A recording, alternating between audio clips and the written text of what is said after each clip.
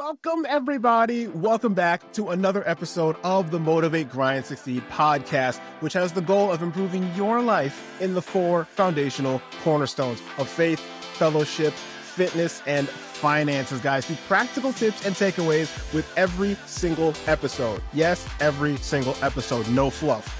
If you're new to the show, guys, I know you're going to get a ton of value from it. And if you're returning, welcome back. I missed all of you guys. Welcome back, guys. High five. You all are back. Quick favor, though, to everyone who is listening, new or returning. If at any point in this episode you get some value, I ask that you share it with just one person. That's it. That's your homework. Just one person. So that way we can deliver all this value and all this information to anybody who needs to hear it. So with all that housekeeping out of the way, let's get right into this week's episode. And guys, I don't know if you see who we got on the show, but you should be able to see them. Obviously, you should know who this is. And if not, it's all right. I forgive you this one time. Let me introduce you all to Zach Mathews. Okay, guys? Zach is the host of the Fast and Focus podcast. He's a speaker, an online coach, and an author of his book, Climbing Your Self-Discipline Tree. The 3 stages essential for accomplishing any goal. He has dedicated his career to helping people unlock the benefits of intermittent fasting to achieve their long-term goals, regardless of how busy and demanding their career is. And Zach, welcome to the show. And I guarantee you, I'm going to definitely get some value from this too, because I myself am a very busy career professional myself. So I could definitely probably get some value from you on this episode. How are you doing today, good sir? Hey, Roshan, I'm good, my man. How are you? I appreciate you having me on the show. Man, I'm doing pretty good, man. Doing pretty good. Like I said, I just got off of work. So, we had to go straight from work mode straight into podcast mode here. But, we're gonna have a good time regardless, man. So I thank you very much for being able to come onto the show and being able to deliver all this wonderful value to everybody. And we're going to be definitely having around a good hour that we'll be able to talk to each other and be able to get some good information. So looking forward to it. Yeah, sounds fun. Let's do it. All right. So as we usually start off, typically with every single guest, we're just going to start off, introduce yourself. I gave the little bit of a blurb about you, but of course, obviously only you can explain yourself the best. And so, the floor is yours. If you want to take the whole hour, even though I prefer not, if you want to take the whole hour and go ahead and just explain, from little Zach to where you are now or wherever you want to start, just go ahead and give us a little bit of an introduction to yourself. So that way we can have a little bit more of that's what he does. Cool. A little bit more of a connection there. Yeah. Absolutely. So you did a pretty good job yourself. So I commend you. That's quite the introduction. I'll try to top it. But so I grew up playing sports, played sports in high school and college. I played lacrosse in high school and college. And so basically I was a student athlete, my entire life up until I got my first job, which was in ticket sales. And so, about a year or 2 after I got my first job, I ended up getting a cool, my dream job with the Tampa Bay Buccaneers. Doing the same thing, selling tickets, selling, group outings and season tickets and everything. So was really just trying to cut my teeth in that, the same way that, you would, just trying to perfect your craft in your sport. I was doing that with the job, just trying to prove myself and build my book of business. And Roshan, I'm sure you know this, but working hard for your sedentary job it's not as physically exhaustive as doing it, for a sport. So, you're not sprinting and everything like that. You're not getting that. You're not naturally getting exercise, so long story short, probably 3-4 months into the job with the Bucks, I realized that I gained a ton of, I like to say that I wasn't in shape anymore. I was A shape. And so, I tried to look for a solution. I tried every workout fad there was, every hot diet at the time. My wife and I, we probably spent hundreds of dollars on the different programs, and none of them none of them stuck. None of them lined up with what I was doing with the Bucks. They were pretty unrealistic for those of us that have like a 9 to 5.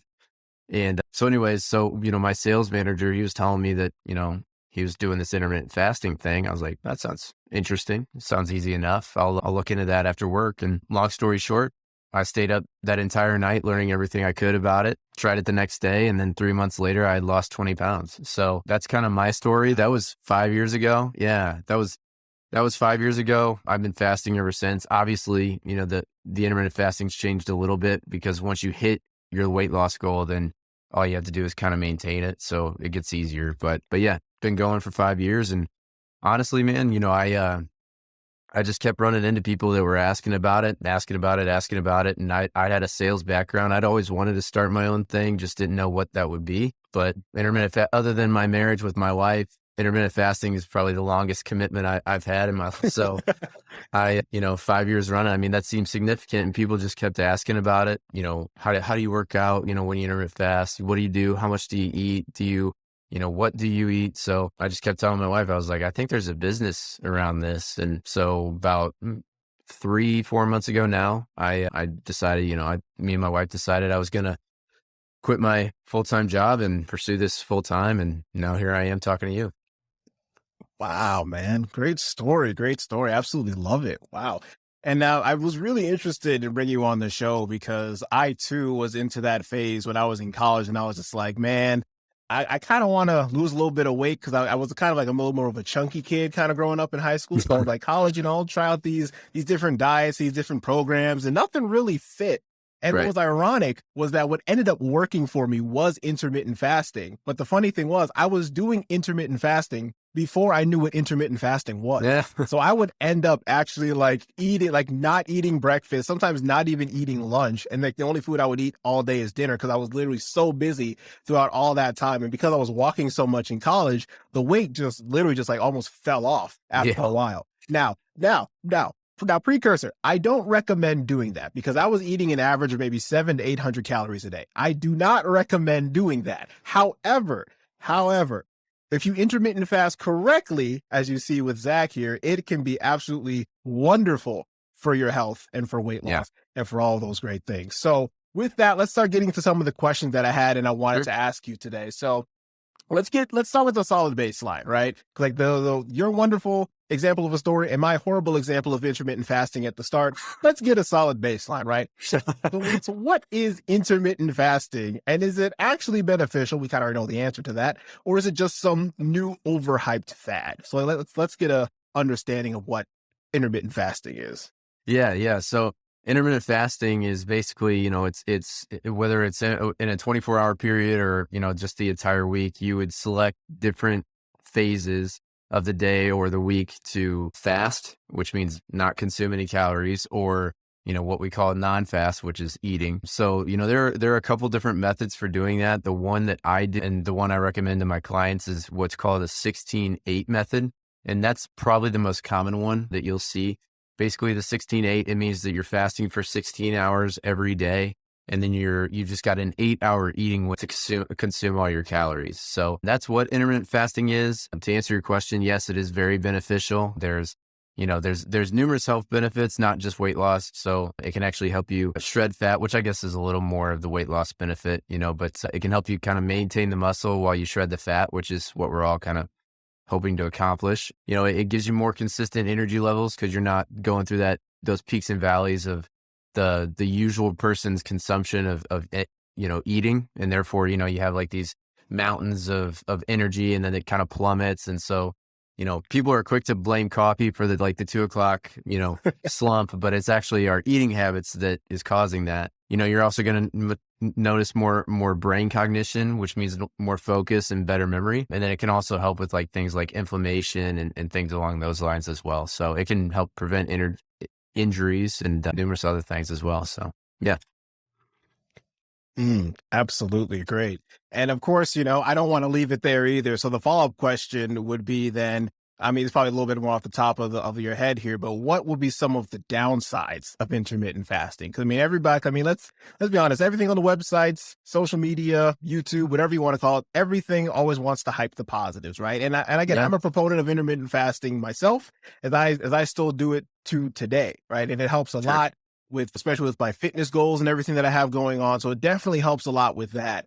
But of course, there has to be some negative sides to it. So what are some of the cons that you can think of that would probably go along with intermittent fasting? Yeah. I think it's just the misconception of it. People, like you said, you see it all over the internet as a fad diet thing, like this cure all, like as if it was the only thing you have to do to lose weight and get the body that you want. And that is not the case. As with anything else, when it comes to weight loss, there are numerous factors. There are some things that are just inescapable. If you want to lose weight, you've got to watch your caloric intake. That doesn't change no matter what fad diet you do.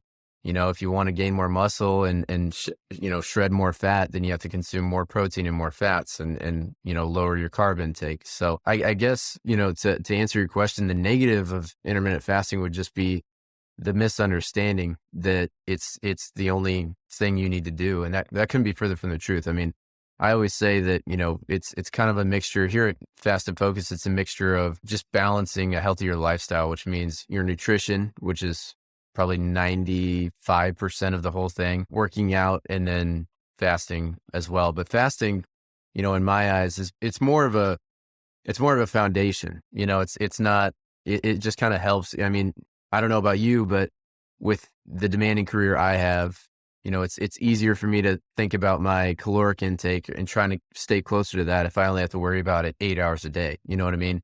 Whereas the usual Americans worrying about, breakfast before they get the kids out of bed, or, trying to scramble to feed the whole family before they rush out the door to get to their job. It's one less thing you have to worry about. I'm trying to think of anything else negative. I swear I'm not just, I'm not biased here. The only other negative I can think of is maybe just I mean, if you're not careful, and I should say there are some people that shouldn't do intermittent fasting. So, if you're pregnant or you're breastfeeding, you shouldn't. If you're 18, if you're under the age of 18, you shouldn't. And then if you're diabetic, you probably should. Some people say you can, but I would just consult your physician to see. But that's the thing. It's just, making sure that you have the right information before you try it, because then you get into the people that say, they've tried intermittent fasting and didn't see the results they want. Well, they probably didn't have all the information that they needed to do it, and see and kind of set themselves up for success. Right. I would even add to that one of the hardest parts of intermittent fasting is actually starting, because it's actually, so for most people, it's going to be a change of lifestyle, right? Like I remember the first day when I found out about intermittent fasting and actually started doing it healthily. That was, I mean, I went weeks, months just eating my 3 meals a day. And then next thing you know, because you get into that routine. And so your stomach and then your brain starts getting to the routine of, okay, I wake up, I'm going to eat within like an hour or two of waking up. Then next thing you know, because when I do the 16-8, right, I'm just going based off of my schedule. My eating window's from 12 to 8. And so 12 p.m. to 8 p.m. And so that means now I'm not eating breakfast. So when I first started, and I woke up around like maybe 7 o'clock in the morning, usually I would be eating breakfast by like 8:30.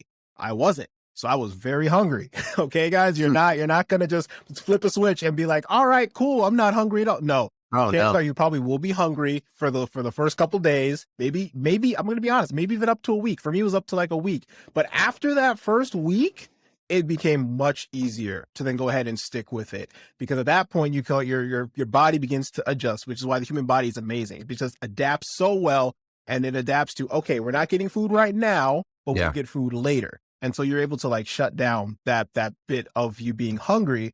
And then you can actually focus on, like you said before, Zach, like, me focusing on me just getting out the house, getting to work, and then there we go, we're done. Right. Yeah. I can focus on just doing that instead of focusing on trying to make some breakfast before I get out the door. Yeah, absolutely. And I would just add 2 things there. First, you put it perfectly. I mean, I think it is a shock at first. And I would like to tell you that I never get tempted to break my fast, before noon comes around, but I do. I still have that some days. It does become easier to just tell yourself, hey, you've done this before, just hold off an hour or two. I like to call it the final countdown, which is generally around that 2 hour, 1 hour left window. That's when it's the hardest. And that's with any duration of fast. I found that to be true, with my 16-hour fast, which I do every day, but I've also done 24-hour fast, and it's the same thing. It's not hard until the last hour or two. And then you're kind of watching the clock and thinking, how many minutes in an hour? You know what I mean? So that's one thing and that's a great point that you just made. And the other thing is just, I think people really do underestimate how just well-oiled of a machine the human body really is. It's incredible. I mean, when you think back to it, like our ancestors, back to the days of Adam and Eve, they had to hunt for their meals. They didn't have fridges full of, and freezers full of food ready to be picked and cooked. they had to hunt for their meals. And so sometimes they go days without, eating at all, and their bodies had to adapt to that. So their bodies are the same as ours last I checked, and with some evolution, obviously, some growth and advancement, but it's still the same. Your body will adjust. And the benefit of it is that, it kind of gets into, not to get too, sciencey here, but then you're really getting into like the ketosis, which is when your body eats the fat that's stored in your body, not just, using the food that you're consuming to create energy. So yeah, I mean, I look at intermittent fasting as a great way to just push the boundaries of what to kind of see what your body's capable of. Does that make sense? Yeah, that definitely makes sense. Yeah, and don't be afraid about getting a little too sciencey here. It's just, Yes. naturally, I'm more of like a sciencey engineering person. I mean, you can kind of tell by the hat too. Like I'm kind of True. that person myself. So if you get a little nerdy, that's quite all right. But yeah, that's good. And then speaking of lifestyle, I know you talked about lifestyle. You brought it up. There's two Mm, things I actually want to piggyback on too. That number one, that intermittent fasting is not a fad.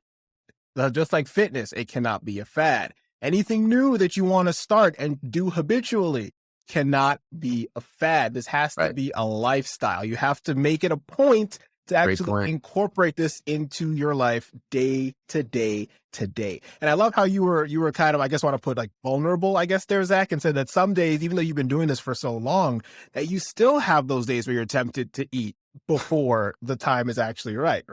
Like, because there have been so many different kind of intermittent fasting things that I've seen. I've seen like 16:8. I've seen 14:10. I've seen people say eat for 2 days and fast for one. I think you alluded to that in the 24-hour. There are so many different kinds of intermittent Yeah. fasting, but the point is to pick one and then stick with it. Because if you just hop, you're not going to have enough time to dictate whether this will actually work or not for you. Yeah.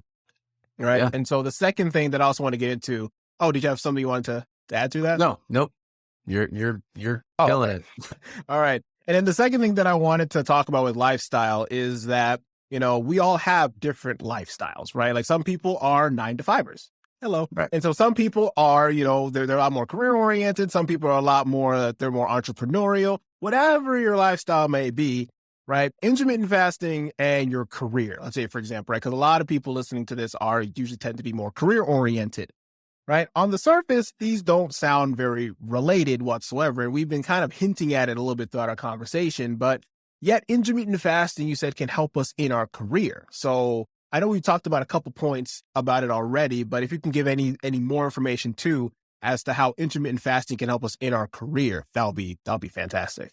Yeah, absolutely. So first and foremost, like I said, it's perfect for laying a foundation when you want to, lose weight or just get the benefits. So, and I'll talk about that in a moment, how that can help your career. But basically, the biggest benefit that I've found, and I was a 9-to-5er too, still kind of, but it's just how well it fits with, the time that you spend at work. I mean, ideally, let's say let's say we're talking to your boss here, and you're asking him or her, what's your ideal day for Roshan when he goes into work? He or she would probably say something along the lines of, well, I really want him to get in, be ready to go to work, be productive the first couple hours, not just sit around, wait till lunch, and I really want him to be able to be consistent throughout the day. Well, for the typical person, that's not ideal. I mean, you think about it, you're putting food in your belly first thing in the morning. So then you're driving to work. And so that you're feeling kind of warm in the car. You're getting a little fatigued before you've had your morning cup of Joe, and not setting it up well for the first half of the day, and then you're kind of watching the clock because your body has already ingested the food that you provided it that morning. So it's like, okay, where's more of that, whereas on the opposite side of it, if you're training your body like, hey, I'm going to feed you when I'm going to feed you, you just got to like make do with what you have until I do. Then your body's just, it creates this consistent flow of energy that you can use throughout your morning. Plus the typical 16-to-8 intermittent fasting method, it just lines up perfectly with your lunch break. I mean, most of us take our lunch break around noon or 1 o'clock. I mean, Roshan, when do you take your lunch break every day? Right, exactly. Then usually between 12 and 1 is when I'll usually go and have lunch. Yeah, exactly. So, you know, when you think about the 16-8 fast, you talked about it earlier. Your eating window is from noon to 8, so you're breaking your fast around noon when the lunch break is happening anyways. Why not just hold off until the lunch break and give yourself that extra burst of energy, and plus the weight loss benefits that we talked about. And then as far as how it can benefit your career, it's just one thing. I keep saying this, but it's one less thing that you have to worry about. I mean, if you're thinking like me, when I'm sitting behind the desk and I'm trying to make sales calls or I'm trying to get a project done, the last thing that I want is one more thing that I got to worry about. And before I found intermittent fasting, one of the biggest hurdles that I had was, when I was coming out of like a meeting and I felt hungry coming out of a meeting, because that's when, in my mind, you're most vulnerable. It's around that like 15-ish, 5 to 15 minute-ish break that you're taking to go to the bathroom or anything like that. Oh, what's that? Look, the vending machine's right next to the bathroom. Well, let me just grab a snack while I'm here. I'm hungry anyways. I'll just get the pistachios. Those are somewhat healthy. And then you go for them. Oh, they're $1. The chips are only 50 cents. Maybe I'll just go for them instead. And then they're tastier anyway. Yep. They won't do much damage. And then, that becomes a daily habit. So it's just being more conscientious, and intermittent fasting can help you kind of, hone it in. Absolutely. Yeah. I wholeheartedly agree. There have been many times when I walked past 1, 2, or 5 vending machines. I'm just like, oh, look, Doritos. And I just feel like, oh, okay, cool. And I'm telling you, man, I feel like they put some kind of thing in there. I know it's probably just sugar, but it's something else that they put in there that just makes you keep coming back for those things. And the sad thing is, once you get into that habit of eating those things just consistently, you'll notice, as I said before, when you get used to intermittent fasting, you'll also notice that you begin to get hungry around a certain time. So if you keep eating around, let's say you eat around 10 a.m., you'll notice you would kind of tend to get hungry around 10 a.m. roughly, if you keep your schedule roughly the same, because that's what your body is accustomed to. And so thanks for touching on all those things too, because I know definitely I can attest to when I intermittent fast in the morning and I wake up and I drive off to work, and then I get to work and I'm having my meetings and everything. I'm not really focused on food. I mean, yes, I'll still get the occasional hunger pang in the morning, but by the time I get to work, it's pretty much good. And I already getting into the routine of working and doing what I got to do. As you said, that consistent level of energy is right there. And it's just always there. I don't feel like I have a desperate need to go get food. I don't feel like I have a desperate need to go do anything. Maybe drink some water or something, but that's literally about it. And I don't really have the craving for food. And what's funny, actually, too, that sometimes I have to actually remind myself to eat, because sometimes I'll get so into the zone, I'll even forget, like, oh man, it's lunchtime. I'm not even hungry right now, but I have to go eat now. And so then once you eat, then it starts up that cycle, and then you're back into your 8-hour period. So the only other thing I want to point out, because you reminded me of it when you mentioned water. For those of you that love coffee, you love tea, you don't feel like you can go your mornings without it. I'm not asking you to get rid of it. Now, if you're going to fast until noon, then you want to make sure whatever you consume is non-caloric. So that can be water, coffee, and tea, but coffee and tea can't have the extra additives. So no cream, no sugar. And the reason for that is because cream and sugar breaks your, so that it really starts to spike your glycogen levels. So then you're not getting the weight loss benefits that we're looking for. Then you will notice that your body's like, all right, well, here comes that sugar. So where's the rest of it? You know what I mean? Whereas if you're just taking coffee, taking tea without the additives, then it'll provide you with that boosted caffeine that we're all looking for and that your body may be used to. If you're anything like me, it is, without all the harmful additives inside. And you can like once you start your fast, I mean, ideally you would, get to a place where you don't need like that cream and sugar anymore. But if you still want to have like a cup of coffee with cream and sugar every day, just wait till you're fast, or wait till your eating window to do it. And then you're good to go. Mm-hmm. Absolutely. I know, because I'm a big person who likes to drink coffee with cream and then sugar and all that good stuff in it. So that was one of the things that I realized, well, I'm going to have to get rid of that, because I am not a black coffee drinker whatsoever. So I was just like, well, I got to replace it with something. So I replaced it with black tea. And like I said before, I also replaced it with water. And so once you get used to doing that, then you're usually, for me at least, like I said, after you get past that week, you're usually pretty good to go. Yeah. And so kind of with that as well, we talked about how it can be incorporated into your career, how it can help you in terms of like getting ready in the morning, giving you that consistent energy level. Now, for people who are more interested in, okay, cool, yeah, I mean, I could do that, but like, what about my weight loss? Like, I mean, like how fast am I going to see weight loss? Like, how is it going to help me with weight loss? And for some people, I know this is one question that I had before I became a little more knowledgeable of intermittent fasting. At first, when I started it, I thought, okay, well, if I'm skipping an entire meal a day, okay, cool. But now it means I'm only eating probably 2 meals a day. So Right. how am I still supposed to hit my BMR or basal metabolic rate or for like the baseline amount of calories you should be eating if I'm completely omitting a meal, right? Or how am I supposed to Right. be like in a healthy caloric deficit if I'm completely omitting a meal, right? So that was one of the questions that I had for that. And just more general, I mean, we already talked about how it can help us reach our weight loss goal, but let's start with the first one of like how you're able to reach your goal of maybe, I don't know, what, maybe 200 or 300 calorie deficit or so if you're completely skipping a meal. Yeah. So I for my clients specifically, I recommend shooting for 500 calories below your basal metabolic rate, like you just touched on. The reason for that is because that does give us some wiggle room. So, if they do go like 100 calories over per se, or even 200 calories over, the caloric deficit target, then, we're still good. I mean, we're still, kind of chipping away at that because as you probably know, you need to burn 3,500 calories. Let me say that again. You need to burn 3,500 more calories than you consume to lose a pound of weight. So, for the listeners that are asking, how am I going to lose weight with this? How fast can I, lose weight with this?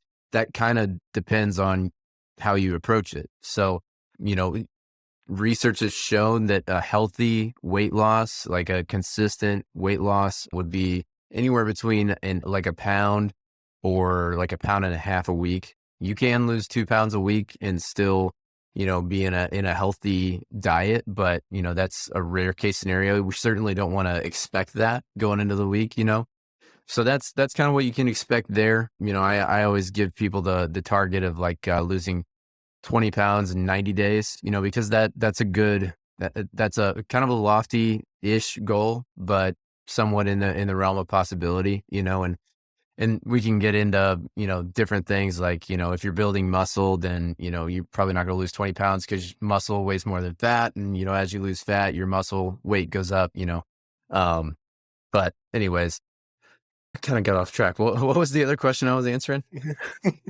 Oh, how to Yeah, consume, that was. how to consume all the calories in like an 8-hour window. Mm-hmm. So, that's also a good question because you want to, that's something I haven't mentioned yet. You kind of want to avoid like the processed foods, except for when you're doing like a cheat meal or a cheat day, because people might not realize this, but, and we're kind of taught to think the opposite, but processed foods are actually less dense in calories than like a whole food meal if you're doing it right.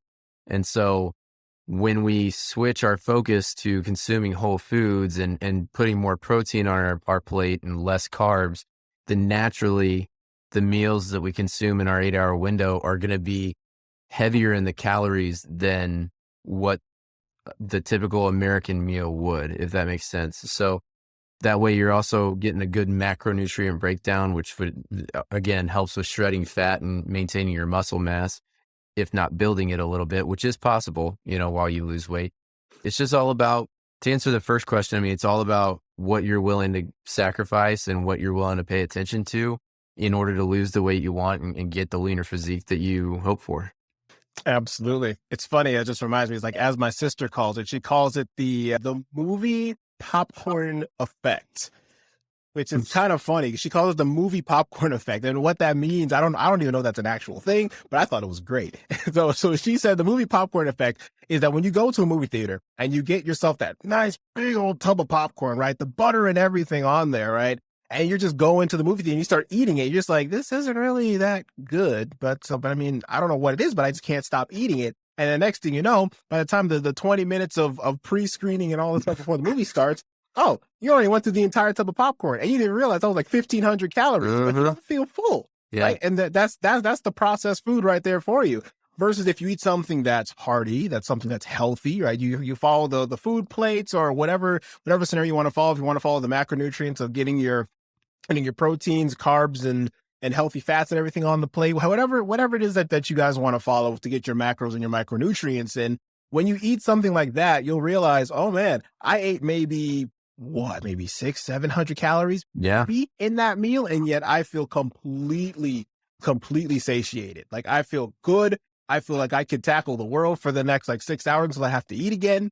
Right. So definitely eating those healthy foods is absolutely 100% important. Yeah, absolutely. And I recommend that people break their fast with the biggest meal of the day.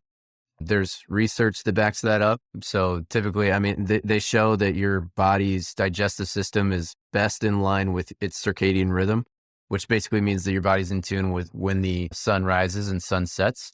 So all that to say that when you consume it shows that because that's the case, you want to, your body responds best to digesting a big hearty meal between 10 a.m. and 2 p.m. every day. And since, you and I fast until noon, that means that we're breaking our fast, ideally smack dab in the middle of that. So if lunch is the biggest meal of the day, then our body just naturally has the best ability to, break down the macronutrients that you're intaking and use that and storing it for protein synthesis and all that. It's even more of a well-oiled machine if you give it the bulk, which is around 800 to 900 calories during lunch. Mm-hmm. Absolutely. Good points, man. Good points. That leads me to another question that I had too, is that, we're giving about all these wonderful tips and everything, and you're bestowing such wonderful knowledge. And thank you so much for all this great, fantastic knowledge that you're giving us about intermittent fasting. Now, this is for people who maybe have not heard of it or anything. Maybe they haven't done a lot of research on it, more of the newbies into intermittent fasting. Sure. What are some of the most common mistakes that you see people making, and how are we going to go about avoiding them? Right? Because you've done intermittent fasting, so you probably have done some of the mistakes. I've probably done some of the mistakes. You work with people and teach them how to do intermittent fasting. So what are some of the mistakes that you see people make a lot, and what can we do to avoid them? Yeah. So there's a couple. Great question, by the way. So the first one would be just not having a health goal in mind. So, if you tell yourself, I'm going to try this intermittent fasting thing to lose weight, but you never really tell yourself what success looks like for you, then how do you know when you get there? You know what I mean? And it's not likely that you're going to stay committed to it because you don't really have anything that you're working. So I always tell people, I tell my clients and those that just ask in general, give your goal a number. If you're doing it to lose weight, then provide yourself a little accountability, a little tough love, and tell yourself, hey, this is the number of pounds that I'm hoping to lose, and this is the date I'm hoping to lose it by. And that alone is going to give you some inspiration to try this thing and stick with it, because you told yourself in your mind, hey, I told myself that by the time that beach vacation rolled around, I was going to be 20 pounds lighter. So it's just that extra little internal inspiration that we can all use. I mean, you and I have been there, certainly. So so that's one mistake that I see people make, is just not having goals. And the second one is just not understanding that they need to track caloric deficit, like you and I have talked about a couple times already. Mm-hmm. There's a saying out there that says, measurement, if it's not measured, then it's not accomplished. And so for those of you that need a resource, and you do not have to calculate this by hand, if you had to do that, then I probably would have never figured it out. But you can go to, and this is completely free, you can go to tdeecalculator.net, and that stands for total daily energy expenditure. And you just enter in, your height, your age, your weight. It asks for body fat percentage, but that's not mandatory. And then it asks you what kind of job or lifestyle you have, which for 99% of us is a sedentary job. But then once you enter in all that information, you click submit, and it'll give you your maintenance calories, your basal metabolic rate, but it'll also give you your target caloric intake as well. And the macronutrient breakdown if you want to get that specific with it. So that alone gives you all the information that you need to try intermittent fasting and, see success with it. So, that's another mistake that's easily correctable if people just give 3 minutes of their time and go to calculator.net. The last one would just be, I think, communication. Most of us have, I'm going to say all of us have tried to lose weight before and fallen short. You know, we've all failed in that arena. I myself, I did it several times, like I mentioned earlier. And because that happens, we're afraid to share our goals with other people.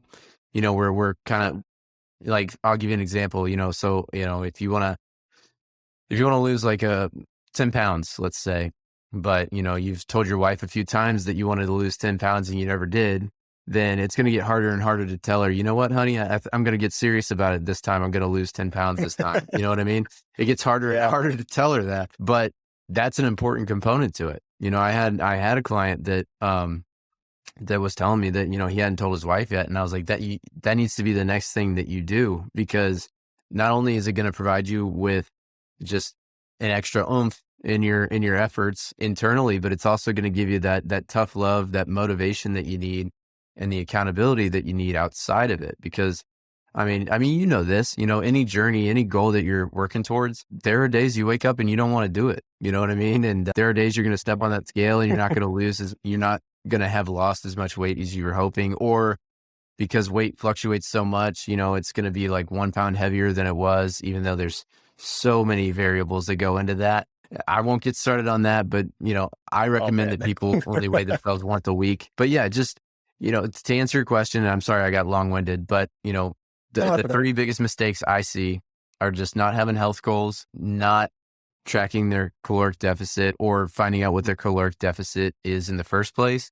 And then the third one, and maybe the most important, is just not communicating that to their goals to other people, because if it's inside and it never really, you don't really speak it out to the world, and that's not just with fitness, that's with anything, it's very unlikely that it gets accomplished. Absolutely. Love those. Love those. Love those. I know a big thing for me, I love how you touched on accountability, because we talk about that a lot on the show as well, about accountability. I talk about accountability partners, and I love how the accountability point that you brought up and the communication, they kind of go hand in hand right there, right? Like as long as you communicate with somebody, hey, I want to do this. I want to lose 10 pounds in the next, how's the math work? Let's say 3 months, right? I want to lose 10 pounds in the next 3 months.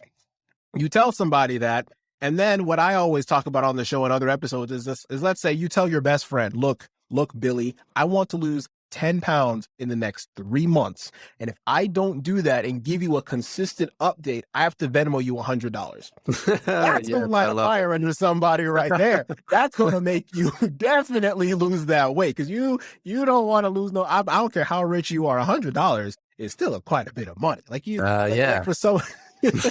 I know for some of those funny like YouTube videos I see, it's like, you know how many McChickens that can buy? Now, I'm not saying go eat McChickens now, but what I'm saying, like, I'm saying that can buy a lot of stuff for $100. So definitely the accountability, I definitely love that too. And the TDEE, that website I actually have never heard of, but it did remind me of a thing that I wanted to follow up on with that. And that is that after you get that information from that website, after you find out what those numbers are, then you're going to have to find some way to track it, right? Like you say, if it's not measured, how do you know that you're getting there? And so the second thing that I wanted I'm pretty sure that you probably already know about, possibly, it's MyFitnessPal, right? It's a completely free application, has a premium plan as well, but you know, for our purposes, we don't really need to use the premium plan, because for the free plan, it's pretty much all that you really need. All you're literally going to do is you're going to hop in, you're going to have different options: breakfast, lunch, dinner, snacks, right? You go in and it's super, super convenient, super, super easy to use. You just go in, let's say you click lunch, right? Because we're intermittent fasting breakfast, let's say, right? So breakfast, you're going to skip the meal, go straight to lunch. And what did you have for lunch? So you had a sandwich, okay? Just nice sandwich. You're going to go on your phone, type in Sara Lee bread or wheat bread or whatever bread that you had. You're going to go in there, you're going to click it, and you're going to put how much of it did you eat? 1 slice, 2 slices, whatever. You're going to put whatever meat, whatever cheese, whatever you put on the sandwich, you're going to put it all in there. And then the very, very, very, very important thing that I do want to emphasize with that is that you want to jot down and you want to track everything. You're probably already thinking, well, I already am tracking everything. I put the sandwich in there. I put the soda in there. What else do you want me to track? Even the condiments, because that was one thing that I definitely missed. And yes, because it's the condiments that are going to get you. It's definitely those, just the little things that you're going to miss. You know, that little tablespoon of ketchup, that's like 20 calories right there. And now 20 calories by itself is not a lot, but a lot of 20 calories is going to add up to you not meeting that goal. So every little bit counts. Every little bit counts. So definitely, I'm pretty sure you've heard of MyFitnessPal before, Zach. And so I'm pretty sure that's definitely an important tool for people to go ahead and be able to use out there. The TDEE and MyFitnessPal, combine those things, boom, like magic. I guarantee you, use those two tools, you're gonna be good to go. Have you ever used MyFitnessPal before, Zach? I'm pretty sure that you probably have before too. Oh yeah. I've used that before. I have a Fitbit, so the Fitbit app has something similar to it now, so that's what I use. But the nicest thing to me, the most convenient thing about those things to me, is that it has like a barcode where you can just scan the barcode of whatever you're eating, and it automatically has like those calories and macros and everything entered in for you. So just one less thing that you have to worry about again. I'm all about streamlining over here, if you can't tell. Yeah, absolutely. Wait, on the Fitbit, it does that? Yeah, it does. Yep. If you go up to like where you're going to enter in like your food, there's like a little barcode looking logo at the top right. Oh, okay. Yeah. Got you. Click that, yeah. and it'll ask you to scan the barcode, and then you're good to go. Absolutely. And unfortunately, there's some bad news about that barcode scanner in MyFitnessPal. Have you heard about it? No. They are unfortunately moving that to the paid plan. So now you have to pay to have to use the Yes, I know. I remember getting an email and they said, "Oh, it's just the typical jargon of, oh, it saddened us to say this, but unfortunately, we're going to be the barcode enter to our premium." Yeah, I was like, oh, okay, guys, really? Everybody use that. Now you just move it over there, really? Come on now. But yeah, so if you really, really want that barcode scanner application, then sure, go ahead, pay for the software. And hey, if you pay for the software, maybe that might enforce you to saying, "Hey, I'm paying for it, so now maybe now I'm paying for it. Now I have to use it." I don't know. That could be you, but personally, I just stick to the free one and just make it more of a habit to just make it a point to say, okay, I have the food, and the best time to do it is before you eat, because after you eat, you're gonna be like, man, that was good food. I got stuff to do. No. Yeah. Before you even do that, you see the food, you can take a picture of it. Then that's when you put in before you start eating. Yeah. That's my recommendation for that as well. Yeah, no, I have a good solution for that as well, and it's kind of boring, but this is what I do. I try to hold eating the same thing around the same times every day, and then the old algorithm there on MyFitnessPal or Fitbit or whatever you use, it just says, "Hey, it's 12 o'clock. You're probably eating this, aren't you?" And then you just kind of check it and on with your day. So, I mean, if you're doing different things every day, I get that you would try to want to mix it up, but you're just gonna have to search for a bunch of different things all the time, and the calorie intakes and macros are going to fluctuate with it. Whereas you just make a plan, you say, okay, this is how many macros I'm shooting for. I can eat this, this, and this, and that'll do it for me. Just makes the day all the easier. But do whatever whatever you look forward to. I mean, that's the most important part. Exactly right. Exactly. And I'm all for streamlining too. Maybe I'm a little too streamlined in that I like to eat the same thing almost every single day. But hey, I save that as a meal in MyFitnessPal. And when lunchtime comes around, I just go click. Okay, there they go. They're in. Done. Yep. Easy. Absolutely easy. So Zach, we're reaching the end of the episode here, but I have to ask you two more questions that I ask every single guest that comes on the show at the very end. Okay. So here we go. Question number one. Let's say, right now, there is someone who's been listening to us for this past 40 or 50 minutes or so, and they are just going like, man, I didn't pay attention to a single word that those guys just talked about. In fact, I just woke up from a nap because their voices were so serenading. I mean, I appreciate the compliment that my voice and Zach's voice is someone out there saying that. Yeah. But I appreciate all that. But guys, I mean, you just got to rewind and listen to it. But let's say you're too lazy to do that. I got you. Zach, if you could give us one piece of advice that you would want everybody to leave this episode with, the floor is yours to give that one piece of advice that if they weren't paying attention to the entire episode, this is the one thing that you'd want them to walk away with. Yeah. Well, I'll do 1A and 1B then. First thing is just establish health goals, intermittent fasting or not, weight loss or not, whatever it is, just establish health goals, and put a number to it, put a number to it and put a date on it. And, hold yourself to it, and then, the second part of that would just be tell someone else, like we talked about earlier, which in this scenario, they weren't listening, but you know, we kind of talked about finding someone that'll give you that tough love where you just, you know, you kind of put that goal out there, maybe even put some money behind it, some skin in the game, if you will, and give yourself that extra accountability. It goes a long way. Absolutely. Accountability, communication, putting it out there definitely goes a long way. And the second question is, where can people find you? I mean, I know I said in the beginning, you're a podcast host yourself, you're an online coach, you're an author, you basically are right next to Elon Musk up there in popularity at this point, with all the stuff that you've been doing. So, right. So where can people go online to find you, find out more information about you and what it is that you do? Yeah, the easiest place would just be my website, which is fastinfocus.com. That's a fast, the letter in as in nutrition, focus.com. You know, that's my website. They can actually even scroll down to the bottom of the home page there and get a free copy of my ebook. It's called How to Start Intermittent Fasting Today. So if you guys are interested in learning more about where to start with intermittent fasting, I've got that ebook. I'll give you 3 simple steps that you can do. And like I said, it's absolutely free. So you can get that by just going to fastinfocus.com and scrolling all the way to the bottom. You'll see it. It's in a big picture. You can't miss it. And then the second part would just be my podcast, which is Fast and Focus. It's Fast & Focus. It's available on all major podcast platforms. And basically it's just every week I either have a guest on or I answer a pretty common question about intermittent fasting. For example, this last week, I just answered the question of how do you work out while intermittent fasting? So, you know, if you guys want to learn more about that, then check that podcast out, Fast and Focus. Yeah, I'm definitely going to have to add that podcast to some of my favorites and definitely give it a listen, because that question right there is one that I definitely had for a while. It's like, how do you work out and how do you do that? Now I know the answer and I'm not going to spoil it because I want you guys to go listen to that episode. Love it.